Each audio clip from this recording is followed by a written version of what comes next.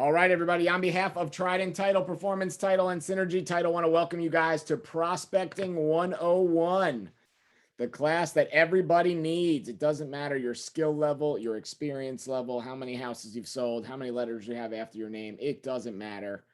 If we are trying to grow a business, whether it's title, mortgage, insurance, real estate, whatever you're doing, you need to be prospecting. So today we're going to talk about what it means to prospect. We're going to talk about how you go about prospecting. And then we're going to talk about 3 unique ways that you can actually get out there and prospect for buyers, and 3 unique ways you can get out there for sellers. And then we'll wrap it up. So this is like a little snippet of a half-day class that I have put together all about prospecting that we do in about 3.5 hours. And this today is just going to be like less than an hour to give you guys a taste of it. And then if you like it and you want to prospect some more and want to learn more prospecting strategies, we did just get our COVID restrictions lifted today for events. So we will be doing this in person as soon as I can get a space and get some people. And looking forward to working with you doing this. So those of you that I don't know, welcome. Some of you I know, I see a couple first timers on here. So thank you guys for jumping on. My name is Ryan McHugh. I work with Trident Title, Performance Title, and Synergy Title to help you guys grow your business. Come from the real estate sales side and also had a really, really big real estate office. And now all I do is focus on helping you guys grow your business and help drive title business for Trident and Performance and Synergy. So all I ask is that if you learn something on this class and you turn it into some business, that you give us an at-bat. We have the best title company in the business, Fortune 300 company. We have every bit of technology and all the value adds you could ever possibly imagine. So looking forward to working with you guys. And if anybody ever wants to come and dive with some sharks, that is actually me. So come and jump and do it with us. So let's dive in here. Prospecting 101, the class that everybody needs. What does it actually mean to prospect? Type in the chat what you think it means to prospect. What do you think it means to prospect, or what does it mean to you? Besides throwing up, when you hear the word prospecting, what do you think of? Type it in the chat. Come on, 30 something of you on here. Who's awake? What does it mean to prospect? To search for leads, to find new clients, to get your name and your business out there, to make some calls, to do some mailers, all the things I've been teaching you all year. That is true. I like that one. Looking for new clients. Good. So the real word prospect. I love these slides that show how to say the word prospect. What prospecting really means: to search for mineral deposits in a place, especially by means of experimental drilling and excavation, to look out for or to search for. I don't know about you guys, but sometimes when I am trying to find sellers or when I am trying to find buyers, I sure as heck feel the same way. It feels like we are experimentally drilling or excavating to find some buyers or some sellers out there in the world. So I totally understand that one. But when I think of prospecting, what I really think of is just the responsibility of salespeople, right? If you are a salesperson, you have to prospect. If you're a salesperson and you're not prospecting, you're probably not that good at being a salesperson, right? You need to be out there prospecting for clients. You need to be out there finding new clients, and whatever way that is for you, right? There's tons of different ways. For some of us, that means coffee dates. For some of us, it means cold calls. For some of us, it means door knocking. For some of us, it means social, whatever it means. But we need to be consistently on the hunt for new clients, not just being a customer service person. I had a very interesting conversation with the person that owns all of our title companies in our region. Was fortunate enough to have lunch with him a couple days ago. And he said one thing he's realized over so many years in the title business is that people say that they're salespeople when they're actually customer service people. If you already have the client, you're a customer service agent. If you need new clients or new people, you are a salesperson or a prospector. And just the way he put it was, I just butchered it there, but the way he put it was really interesting to me and really made me want to do this class, because I think it changes the way you kind of look at things, and that should make your activities change, right? So if you are a salesperson, everybody on this call is a salesperson of something, right? We have some mortgage brokers on the call. Guess what? You're still selling something, right? We have a ton of real estate agents on the call. You guys obviously are trying to sell something. And even us, we have our title sales reps on the call. And guess what? We're selling something too. So all of us at all times need to be prospecting. So today we're going to talk about it. When you look at this history, this is the history of prospecting. And it kind of made me laugh because it made me think of real estate agents as well. When you go way, way, way back, right? Prospecting had a big peak. It grew really rapidly. Why? Because we found oil and we found gold and we found natural resources and things to keep us alive and our country and our world moving forward, right? So people were prospecting like crazy. And then that's kind of fallen off in recent years, right? And it's kind of interesting because real estate is the same way, right? Maybe not as far back as 1850, but when people started selling real estate and buying real estate, there was prospecting involved, right? Back in the day, you couldn't just hop on Facebook and message everybody. You had to actually go knock on some doors, or you had to call some people or drive your horse or buggy or Model T or whatever over to them and have a conversation, have a relationship, and actually prospect for business. You had to make an effort. You had to do some of that experimental drilling and excavating to be able to grab some business. And in real estate, you had to do the same thing, right? If you wanted to sell houses, even 20, 25 years ago, right? You couldn't social media it. You had to knock on the door. You had to do open houses. You had to get out there and talk to people. You had to run an ad in the paper. You had to stand in, Rosemary Square and shout everything about your listing, whatever it was. And now when we look at agents, we follow this curve, right? People are doing the absolute least amount they can and trying to do everything that they possibly can to avoid prospecting. But that at the end of the day is the foundation of our business. And when we think about how you're going to build a real estate business, whether you're looking to do one deal a year, one a month, one a quarter, one a week, or one an hour, it needs to be prospecting based. So the truth is, a healthy real estate business is always going to be prospecting based and marketing enhanced. And that goes for us too, right? Anything that we're doing in the world, if you're trying to sell something or build relationships, you need to be prospecting based, marketing enhanced. And the reason I like to help people build businesses that way is because if you are a consistent prospector, first of all, your income is more consistent. But second of all, you can do an activity today that results in an appointment tomorrow, right? Or maybe even today. So when we look at that, we want to be prospecting based, marketing enhanced. So we can do something today, get an appointment today, or get an appointment tomorrow. And we know in the world we live in now, the market that we're in, if you're working with Trident Performance and Synergy, we're going to get you closed. We're going to get you paid in 30, 40 days, whatever it might be, whatever fits your timeline. So as you're looking to build your business, I want you to just look at this absolutely elementary school triangle and understand that this is the foundational piece of a real estate business. You need to be prospecting based. The foundation of the triangle is prospecting. You need to be prospecting based. And then when it's going good, then you add on some marketing. And then you can pay for some leads, right? So prospecting based, marketing enhanced, and then add some money if you want to, right? Then you can pay for some leads if you want to. Prospecting based, marketing enhanced with a little bit of paid added on to the top of it. Kelly said that triangle looks familiar. If you've done my in-person business planning class yet this year, you're going to see this. You're certainly going to see this triangle again. Right? It's okay to pay for leads after you have a prospecting based, marketing enhanced business. It's okay to spend 10, 11, maybe even 12% of your income from real estate back into your real estate business for leads. Nothing wrong with that. But what most people do is they mess it up. They start with marketing, right? They market first. They do social media first, or they try to do the free stuff or the cheap stuff or the stuff that takes pretty much no work first. And then they say, oh, well, I'll just pay for the leads. But guess what? They haven't built a prospecting based business. So they don't have systems. They don't have models. They don't have leads coming in. They don't even know what to do with them, but they know how to market, right? And sure, 1% of the people are going to get it right, right? The triangle can stand upside down like that 1% of the time, but most people, it's just not going to work. If you're not a beautiful Instagram influencer or have some really fantastic network, the chances of you building a marketing based real estate business is a failure. So we want to look at that and determine how we build a prospecting based business. And as I said earlier, this is a shortened version of a class that's, a half of a day. So I'm only going to give you a couple tips here today, but I am going to make sure you leave with a couple good things. First of all, we're going to talk about 3 unique ways to prospect for buyers. And then after that, we're going to talk about 3 unique ways to prospect for sellers.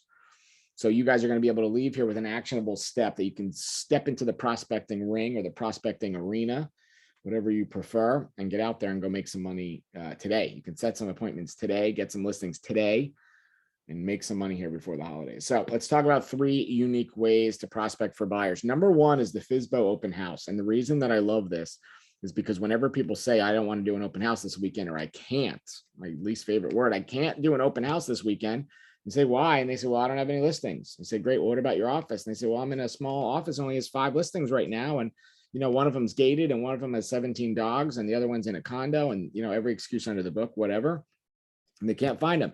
So they ask their team or their brokerage or their office or their company or their friend or somebody, and they look for a listing, and maybe they even get one to do an open house, and someone puts it on the market tomorrow. By the time they get to the weekend, the house is sold. and the seller doesn't want to clean and get out and move the dogs and take the kids and take a Saturday off to do an open house. So they just say, sorry, right? They're just not going to do it. So that's a common objection we have. But when we look at this and we think about a FSBO open house, there's so much opportunity there, right? There's an opportunity there every day. Regardless of if you have listings or not, there is an opportunity to do one of these every day. So if you're looking to build a real estate business now, immediately, like this second, you can hop on. I was just on here for an exercise a couple minutes ago. You can jump on here and look and see how many FSBOs there are. And in Palm Beach County this morning, when I looked, there was 287 of them. So sure, some of them are going to sell today. Some of them are going to sell by the end of the call, right?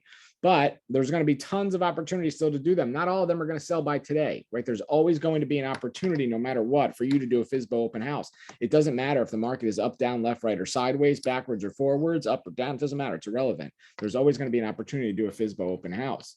So anytime, if you have listings or not, you can do one of these. And once you create a simple system, you really can guarantee yourself that you can do one of these every weekend for the rest of your life, the rest of your career, as often as you want. And if you do a good job at turning an open house into an event that people can't miss, guess what? You're going to give yourself opportunity. So here's how you do it, right? I'm not usually a big Zillow fan, but for the purpose of the call and this activity, I definitely want to give you this strategy. This is something that we used to do every single week. So what you do is Thursday or Friday, you hop on Zillow. And when you go to Zillow.com, you're going to see a white search bar in the middle, right? This is powered to IDX. This is where all the listings feed in. You type in where you live, right? So you type in Palm Beach County or where you're willing to work. Don't just type in one city because it might be small, but type in a county. So type in Palm Beach County, right? And on the top, there's going to be a red little button that says the word for sale. And when you click on that, it will pop up a drop down and you're going to have to choose. Do you want for sale? Do you want for rent? Or do you want sold? So we're going to choose for sale, right? Because we want to work on one that we have the opportunity to sell because we're prospecting and we're a salesperson. We're going to choose the one that says for sale. And then there's going to be a ton of options. It's going to say by agent. There's going to be one that says new construction, foreclosure, pre-foreclosure, coming soon, open house required, mandatory membership. There's going to be a ton of options, right? And one of the options on there is going to say by owner. You're going to click the one that says by owner and you're going to remove or delete all the rest of them. So it filters yours down to by owner. Okay.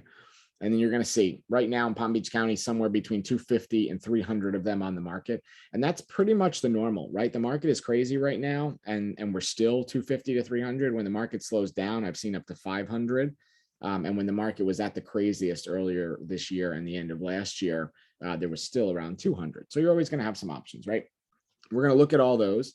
And if you want to just stop there, you can absolutely do that, right? You can get on the phone. Every one of the individual listings will give you the name and the phone number of the owner, or at least the phone number of the owner. Then you can jump on IMAP or the tax records and find the name. You can even see what they owe. And then you could download our app and punch in what you think the house will sell for, minus what they owe, and show what they'll clear. So when you have a conversation with them, you know what kind of money they're going to put in their pocket, so you can have a powerful conversation. Right? If you're going to list this thing at 325 or do the open house at 350 and you know they owe 150, punch in our app, whatever the numbers are, minus the closing costs. Maybe they're going to clear 175 or 160 or 200 or whatever it might be. Nice, easy conversation to have. Hey, let's say I get this thing sold for you this weekend. You clear $186,750. What are you going to do with it? Where are you going to go? Right? Good conversation to have. So you're going to filter by owner. And if you want to just make all those calls right there, huge opportunity, right? You're going to grab some of them. What I like to do is go one step further. There's an additional filter in the section called more. If you click on more, it'll say open house tour or only ones with open houses. So you can sort and filter by only ones that have open houses. So now we're filtered by for sale by owner, and we're filtered by ones with open houses. And it's only Monday. So if you're doing this right now or following along, there's probably not going to be a ton, right? Because people are lazy and they don't start putting stuff up until Thursday or Friday. But if you do this on a Thursday or Friday, you're going to get a bunch. You're going to get 10, 12, 15 of them. So on FSBO Friday, you make a call and you say, hey, Joe Smith, it's Ryan over at XYZ Realty. Saw that you're selling your house for sale by owner and you had an open house this weekend. On Saturday, just wanted to confirm the time is 11 to 2.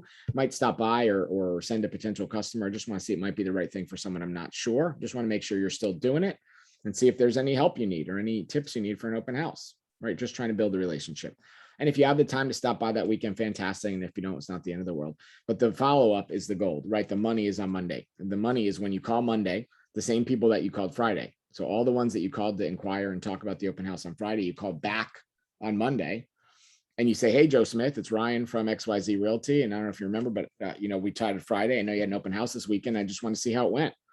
And then you be quiet and one of two things happens. Okay. And you need to remember the phrase, some will, some won't. So what next? Because one of two things happens every time, and never in the history of doing these calls has anything else happened. Number one is they say, ha, I sold it. Told you I don't need you. I don't need realtors. I knew I was going to do it myself. I don't need to pay any money. You're worthless to me, blah, blah, blah. And if they say that and they're somewhat nice, if they say it and they're a jerk, I don't really care. But if they say it and they're somewhat nice, we would love it if you sent us the deal and say, hey, you know what? I have a fantastic closing company that will help get that thing sold.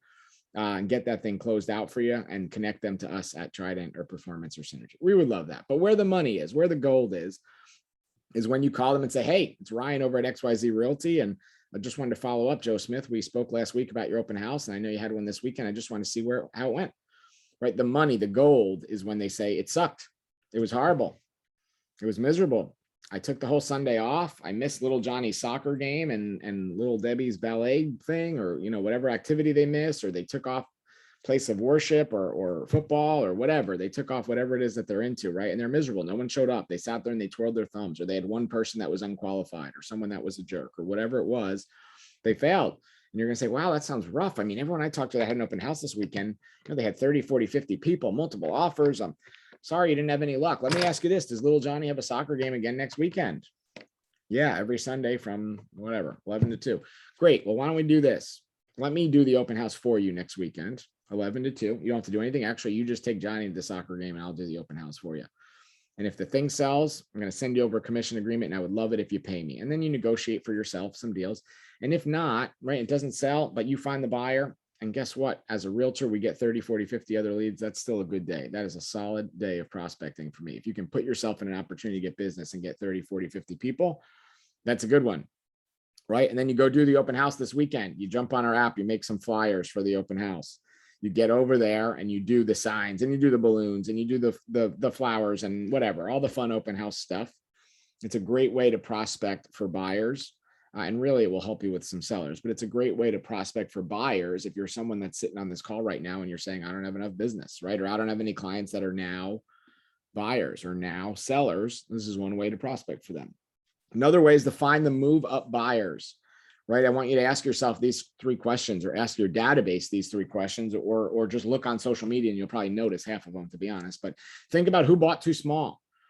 Think about who took advantage of COVID to improve their finances, right? Did anyone start a business that just made a boatload of money? Did they finally do something that they didn't have the time or the energy or the finances to do because they got a little bit of a break? And think of who we can find ready to upgrade, right? So the too small people are always a classic, right? So many people that buy their first house, they buy too small because they're scared, they're nervous, whatever. I did the same thing, right? We think we should buy smaller to keep the payment lower, to keep the cleaning lower, or whatever reason we tell ourselves that it's good to buy smaller, and they buy too small. Well, guess what? Their small house is worth more money now. It's time to move up, right? Then we think about who made more money than ever. Maybe 2 years ago, they were just getting by, and then all of a sudden they had a business idea that took off in the remote, where they were able to work at home and be more efficient and make more money and save more money. So their finances got better over the last 2 years. For every sad story we hear, believe me, there's 10 good ones that are out there that we just need to pick through the haystack to find. Then I want you to think about who's ready to upgrade. Right. When I think about this, I think of 2 areas, and most of you guys are either live by me or close to me, but I think of 2 key areas, right? I think of downtown West Palm Beach, and I think of everything along the beach. And here's why I think of these. Those are 2 places that people always want to live, no matter what. Doesn't matter if the market's good, bad, up, down, or sideways. Doesn't matter what the economy is doing. It doesn't matter. People are always going to want to live downtown West Palm, and people are always going to want to live on the beach or on the water, right? And what most people do is they make a sacrifice to live there, right? I did it myself in downtown West Palm years ago. You want to live somewhere and you can only afford X. So you take X, right? When you really wanted Y. Maybe you wanted the 2-bedroom, but you can only afford the 1. So you take the 1, or you wanted the 1, but you take the studio or the loft because that's all you can afford. Or you wanted to be on the beach with a great view, facing east, with a 2 or 3-bedroom, but you couldn't afford that. So you bought the 1-bedroom facing south, or 1-bedroom facing north, or facing the city. And you're still there or thereabouts, but it's not perfect. These are the people that are perfect candidates to upgrade right now. Because if they've bought more than a year ago, guess what? They have equity. And if they take their equity plus their initial down payment and cash that out, so they're going to sell, right? They're going to sell with you. So that's going to be a great deal, first of all. So they take that, cash that thing out. They can move up very often in the same building, in the same complex, in the same area, right? Move from the 1-bedroom to the 2, or from the loft to the 1. And because the rates are so low now and the value has chased up, they can take their initial equity plus their initial down payment, put that as a down payment. And because of new rates, guess what?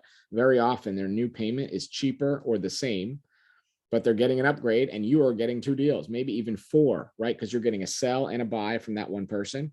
And if you do a good job, you might get the buy on the first sell and the sell on the second buy. So huge opportunity with the move up buyers here. If you're not on our program called Title Pro already, we have that. It's free and it's easy to find these people. You can search, beach buildings, 1 bedrooms that bought more than 2 years ago. It's very, very easy. And then you just go knock on the doors or send the letters or make the calls. Very, very easy. All right, number 3, third option to prospect for buyers is to convert renters right now. Right, in Florida, we are one of the craziest states with rent. We are one of those places where if someone rents something and they bought the same thing, there's a good chance they're paying up to 40% more to rent the exact same thing that they can own for 40% cheaper. But they don't, right? And most of the time, the opportunity is in the education. Most of the time, they don't, just because they don't know. We always think people are renting because they have bad credit or a sad story. And sometimes that's true, right? That is true. I'm not saying it's not true. But very often, it's not the only reason, right? Sometimes they just don't know. There are still people in the world that think you need 20% down to buy a house. There are still people in the world that don't know you can buy a house with 0, 3, 3.5, 5% down. Maybe it's cheaper than what they're paying to get into a rental. There are still people in the world that don't know that you don't need a 750, 800 credit score to buy a house, right? We've seen deals getting done at 600. I saw some deals get done at 580. Now, I'm not going to say it's easy to get a 580 credit score deal done because it's sure as heck not. But it's doable, right? And a 580 credit score with a couple of weeks of coaching becomes a 600 credit score, and all of a sudden you get a deal. So education is the opportunity here. Think about the net worth too and sell them on that. If you're not a member of Keeping Current Matters or Forbes or any of those things, they do great things all the time about homeowner and home renter net worth. And when you look at the net worth of a renter, it's usually around 6,300. And when you look at the net worth of a homeowner, it's usually over 250,000. And when you combine those or compare those, I should say, really, the homeowner net worth is usually 30, 40, 50 times greater than that of a renter because they're paying themselves, right? They're building the equity. It's a long-term play. As long as you plan on being alive still in 30 years, it's a good play. So sell them on the net worth. And then I want you to just help them understand that very often they could buy the exact same thing, maybe even in the same building or the same area for the same amount. And this is an easy way to grab deals for you. I guarantee you, if you just called everyone in your database and just said, hey, I'm just doing a quick survey. I'm just curious if you rent or if you own, I would bet somewhere between 30 and 50% of your database rent. And if they say rent, say, great, when's your lease up? What are your plans for real estate for 2022? Some of them are going to say my lease is up X day and I don't know. And those are your money, right? That is your money for the rest of the year or for next year. So think about how you can convert renters now and turn them into business because they're out there. Tons of opportunity, especially in such a transient area that we're in, right? South Florida is one of the most transient areas in the country where renters are in and out, daily, weekly, monthly. We have the opportunity to turn these people into buyers because most of them, what happens? They come down here and rent. And it's pretty hard not to like where we live, right? It's not cheap. So affordability a lot of times is the problem and why people leave. But if they come down here, it's very rare that you hear someone that's like, oh, I moved to downtown West Palm and I hate it. Or I moved to Palm Beach County and it's awful. I couldn't tell you the last time I heard someone say that. I hear it's expensive, right? Or it's too expensive, but I never really hear that they hate it. So if they like it and they're going to be here for a long-term play, the play is to get them from renting to buying or renting to owning. All right, let's talk about sellers. All right, we got 3 good tips to prospect for buyers. And again, if you like this so far, the class that we do in person for this is 10 tips for buyers, 10 tips for sellers. And they're all kind of out of the box like this, not the normal ones. So if you guys want to do that, I would love to do that in person now that we actually can do that again and pack a room and get that ramped up again. So let's talk about sellers, right? 3 unique ways to prospect for sellers. Number 1, kind of the opposite of what we talked about earlier with the move up. I want to talk about the downsizers, right? And I want you to think about 2 key questions in your database to ask people. Number 1 is who's ready to retire. And number 2 is who has too much space. Okay, so let's talk about number 1 here. First question, who's ready to retire? If you've ever worked with a financial planner or anyone that has half a brain about money, one of the first things that they do is they ask how long you want to work or when you want to retire, when you want to be done working or when you want to sit back or sit on the beach or whatever, right? They're thinking about how they can dial it back. They're asking you when is going to be the time that you can dial it back. And a good financial planner will force you into a plan of a year so they can build, right? So they'll say 2022, 2023, 2025, whatever it is, doesn't matter, but they'll say that. And then they'll ask, okay, how much money do you have now? What are your debts like now? What's your mortgage like now? What's your house worth now? How much do you owe? Blah, blah, blah. And they'll build you a plan, right? And the plan is usually that you'll pay your mortgage every month on time. And by the end of it, you'll have an asset that's either paid off or has a boatload of equity in it, that you can take that money and either buy something and have no expense when you retire for living, or maybe keep it as a rental asset or whatever it might be. So what they do is they plan on the natural or the national inflation curve, which the country tries to keep at 2%. And they kind of plan on that 2 to 3% equity build per year in your real estate asset, right? Your biggest asset, which is going to help control your wealth in retirement and help control your money in retirement. Then you have what's happened to us, right? 2020, 2021, even really 2019, where you look at it and they say, okay, inflation curve was 2%, equity should have been 2 or 3%, but guess what? The market's gone up, 6, 7, 8, 9, 10, 12. I've heard some areas the market's up 15%. Right. So if you were planned to retire in 2015 and you needed 5 years at a 3% equity build, 2020, 21, 22, 23, 24 to be able to retire in 25, guess what? You can retire now because you had the ability to just be alive and pay your bills. And if you did that, your equity grew, sometimes double, sometimes triple, sometimes 5 times what you expected it to. So now your situation to retire when you thought it was 2025, you're on track now. And now might be the best time than ever. So think about who you know. Do you have any financial planners in your database? Do you have any stockbrokers, high-level bankers, people that are really in touch with money and that talk about and think about and play with and look at and are, around people with money every single day, and find out who they know that's thinking about retiring within the next 5 years that we can help. Then I want you to think about who has too much space, right? Who's the person that bought a house 15 years ago that was a 4, 5, 6 bedroom because they had 3 kids and now all 3 of those kids are out, right? They're married, they have jobs, or they're just out of the house, whatever it is. These people are sitting on the gold mine. These are the best deals on the planet right now because no one is putting these houses on the market. And when they do go on the market, you guys know, right? They sell in seconds. I went to an open house yesterday looking at a house for a friend that was $1.65 million, 5-bedroom house in Jupiter. And I was 53rd in line and I was 15 minutes early. And before I got into the house, because they were only letting a certain amount of people in the house, before I got into the house, they had 6 offers, right? This is happening on these bigger houses all the time at any price point. So I want you to think about this. Think who you know that has too much space. Look for the social media cues that little Johnny just got his first big boy job, right? Or my daughter just got engaged and, she's getting married, she's out of the house. These are things that, we want to be happy for and congratulate and all the fun stuff that goes with that. But they also should be, setting off a light bulb in your head that thinks, okay, if this person had 3 kids, this is the last of the kids, they're out of the house, in the next 6 months.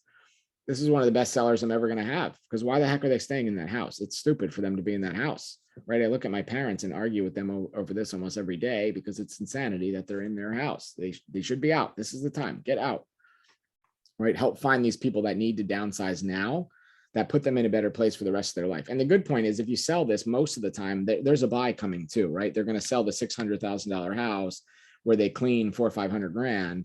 And then they're going to go buy the condo that's 200, 300, 400. That's the forever one. And they should be out, right? Maria said, same with my parents. Yeah, we need to get them out, girl. Let's team up on our parents and get them out. It's insanity that they're hanging in there, right? I get it, but man, now is the time. And we don't know. Things might never be this good again in our lifetime. Who knows? We really never know. All right, number 2, think about helping those in forbearance, right? We're not going to talk politics. We're not going to talk government or any of that, but I do want to just put one thing out there, regardless of what you think about the last 2 years or how this has gone. The one thing that they are making right is they promised years ago that if people went into forbearance, it wouldn't knock their credit, and the banks are holding to that. Okay. So other than that, we're not going to talk anything about that direction, but they're doing what they said they were going to do. Right. And that's important, because this is why there's money. This is really, really, really started coming to a head. And if you were on the call with Paul the other day, you kind of heard some of this as well. But what I want you to think of, right, there's people that haven't paid a mortgage payment in 18 months. We're actually coming probably closer to 2 years now than 18 months.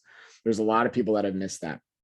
And they were under the assumption that the bank was just going to make it right or make them never pay or whatever. And of course, the banks aren't going to lose money. That's how they're in business. So that's not going to happen.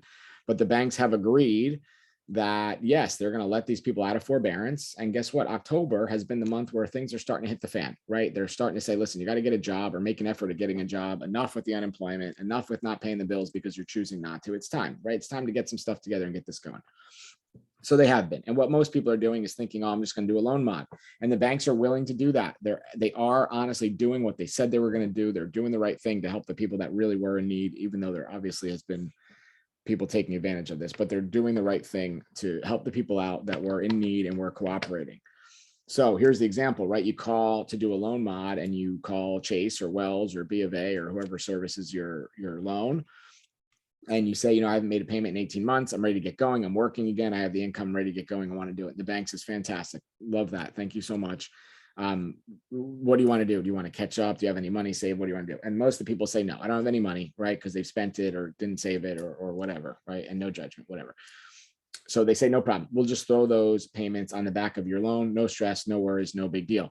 And the person says, great, what do I have to do? And they say, well, here's the catch, right? You haven't paid taxes and you haven't paid your insurance in 2 years. We paid that for you because we have to keep the house as the bank, right? So we, of course, are paying your taxes and we're not having a house that is not paid off without insurance. So obviously we're going to pay insurance. So they paid insurance for you.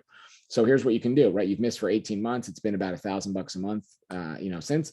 So you can either write us a check for 18,000 or you can send the wire. And everyone says, yeah, no, I don't have that money, right? No one has that much money sitting around.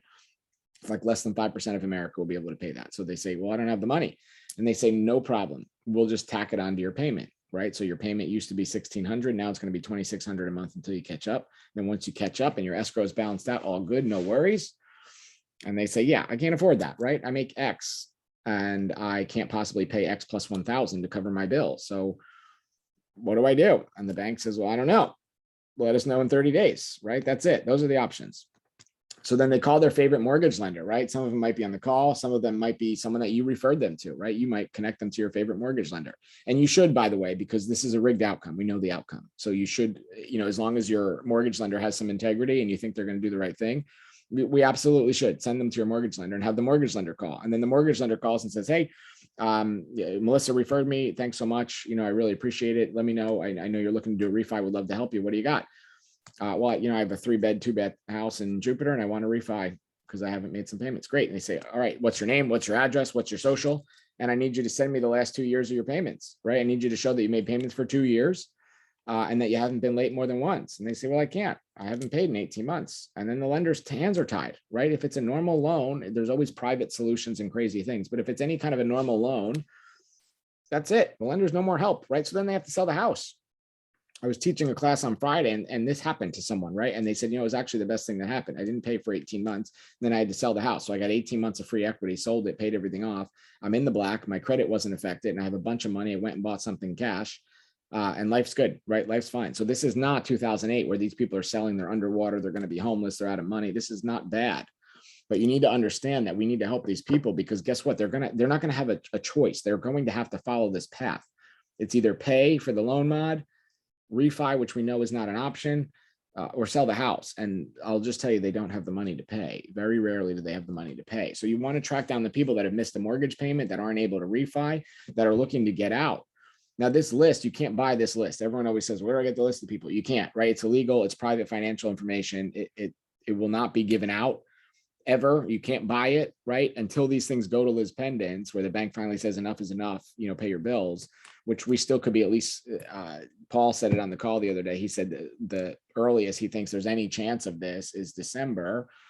And Paul's probably the smartest person I know. I don't even think December has a chance, but he'll probably be right. But earliest chance is December, right? That these things start coming out. So what we need to do is we need to find who in our database missed the payment, who tried to refi and failed, right? We need to run some ads, some social media ads, some videos, some marketing pieces that just say, have you missed a payment in Jupiter, Florida? I can help. We have options, right? Because we do have options for them. We can sell their house in the best market in the history of real estate, right? Certainly in the best market since I've been alive. And for most of you guys, I'm sure you would agree, right? There's opportunity here to sell, get them out, get them in the black, not have affected credit, and get them a pile of cash. And guess what? 3 days after the thing gets recorded, they're back in your car and they're a buyer again, and there's not a problem. because it has to be allowed to be wiped, right? It has to be allowed to not affect their credit. So this is not a problematic buyer or the penalty box of short sale foreclosure buyer. This is someone that could step right in and buy a house as soon as all the information is recorded and it's covered. So yeah, they're going to couch surf or Airbnb surf for a minute. But for you, if you do the right thing on the sell side, you get the buyback right away, right? An easy one. So keep finding the ways to help these people. And then the third way to prospect for sellers is with circle prospecting, right? This is something that people still just refuse to do. And I just can't understand, because the people that are doing it now are printing money, right? When we look at this, this is something that is literally just printing money, because here's what happens, right? And it happens in your neighborhood. It happens in your building. It happens anywhere you've ever lived. I'm sure you're going to think about this and you're going to recognize this, right? You see one house pop up at 123 Main Street, and 3 days later, magically 234 Main Street pops up. And as a real estate agent, we kick ourselves, or we punch ourselves in the head and say, oh my God, I can't believe it. Not only I missed one, I missed two, right? It's because we're not prospecting. It's because we're not out there for business. We're not out there making an effort to go grab new business. We're not doing the circle prospecting. It's no joke that Joe Smith on 123 Main Street sells, and then Betty Smith at 234 Main Street sells right away, right after, because she sees what Joe got and says, man, my house is better. Right? I'm cleaner, more updated, better roof, better cabinets, better granite, better appliances, whatever it is. And they put the house on the market right away. It's not a coincidence. Instead of us being reactive, that we have to be proactive when we have to go get it. We have to prospect, right? We have to look at this and say, okay, if any of these 5 things happens in my world, I should be on the phone. If I see a listing, whether it's mine, my brokers, my agents, my offices, my farms, whatever, I should be on the phone for a just listed call. If I see a price improvement, and again, I know that's not happening every day in the market that we're in right now, but at some point here, they're going to come back, right? And we are actually starting to see a couple of them. But if I see a price improvement, right, or a price drop, or whatever you call it, price reduction, I need to jump on the phone and call the neighbors. If I see an open house, or if I'm doing an open house, I need to call the neighbors. If I see something go under contract, I definitely need to call them. And if I see something that sells, I need to utilize what I got, right? I need to make the calls. I need to utilize our app, and I need to get on there, because here's the script when it just sold, right? We call, we say, hey, Joe Smith, it's Ryan over at XYZ Realty. You might remember I've called a couple times over the last month, and we just listed your neighbor Steve Smith's house down the street at 234 Main Street a couple weeks ago for $375,000. And, we gave you the opportunity to pick your neighbors, and, wanted to see if you would be interested in selling at 375. And you said maybe, but guess what, man, we just closed this thing on Friday in the afternoon, and we had sold it at 368,000. So we have the best comp in the area now. And when we had looked you up, we saw that you owed, 210,000 on your house. You'd clear like about 140, 150. And when I punched you into our app, it looked like your closing costs and everything, you would clear $138,711. And I was just curious, if you had $138,711 in the bank, where would you go? What would you do, right? Make this money real to this person. That's a lot of money, right? And if it's sitting in the bank account for someone, that's probably more money than they've ever had in their life. So they're thinking, my God, I don't know. What would I do? Would I buy the BMW? Would I buy the boat? Would I move to the beach, buy the investment property, buy the Airbnb, get out of the state, get out of the country, whatever it is, right? But now we have a real reason to call them. You're tying in our app to use it as leverage to tie money to that. And anytime you can tie money to a sales thing, that's always going to work, right? Or a prospecting thing, it's always going to work. So if you're not constantly circle prospecting for business, this is something I want you to think of, making calls for just listed, price improvements, open houses, under contracts, and just solds, because this is one of the best prospecting methods out there. So in summary, all of you are salespeople. All of us are salespeople. Everyone on the call, right, is a salesperson. We need to get out there. We need to prospect, whatever that might mean for you. Today, I gave you 3 tips for buyers and 3 tips for sellers that were a little bit unique, a little bit different than the norm. So if we're not doing those, we definitely need to get some action steps out there and get doing these, but we need to get out there. We need to start prospecting. It's crazy to think that there's only 40, I think it's 40 or 42 work days left in the year, depending on what you do for that week of nomads where everyone takes off between Christmas and New Year's and no one does anything, depending on if you count those days or not. We have somewhere between 40 and 50 days left in the year of working. That's it. Right. So what we do now, the prospecting that we do now, is going to pay off our Hanukkah, Kwanzaa, Festivus, Christmas bills. And it's going to set us up for a successful next year. So we really need to get out there. We need to get in the habit of start prospecting, build that habit now. So by the end of the year and rolling into New Year, we already have the habit. We're actually going to make some money and use some of these strategies, right? If you want the replay, reach out. I'll put my contact information on the last slide, or of course on the call. We have Gab Bryce, Dave Ward, Melissa Kidwell, Tracy Cinder. You can reach out to any of them. They will all have the replay at some point later today if you need it and you want to put any of these things actually into action. As always, thank you guys for your business. If there's anything you heard on the call today that turns into money for you, we expect the opportunity to earn that business at Trident Performance or Synergy. If we're already working with you, thank you so much. We appreciate it. Had a great year thanks to you guys. And if we're not yet, we would love the opportunity to earn that business. Kara, thank you as always for the slides and making everything look nice. Coming up Monday, 1 week from today, same time, we're going to do the 3 quick and easy videos that you need to make for your business before the end of the year. You don't have to have any skill, any equipment, or any money to be on this class. You need a cell phone and an internet connection. And every single person on this call should be there next week. Because if you don't like some of the stuff we talked about today, these videos are going to be key to your success for sure. Until we meet again, my email's on the top. My Facebook and Instagram are on the right. If you're not already in my private Facebook group for whatever reason, search Ryan McHugh Real Estate Trainer Inner Circle. And that man walking in the dark coming after you is going to be me if you don't put any of this into action. So get out there, take some action, make some money. And if you have any questions, I will hold tight for a couple minutes and answer. Everybody else, thank you. See you soon.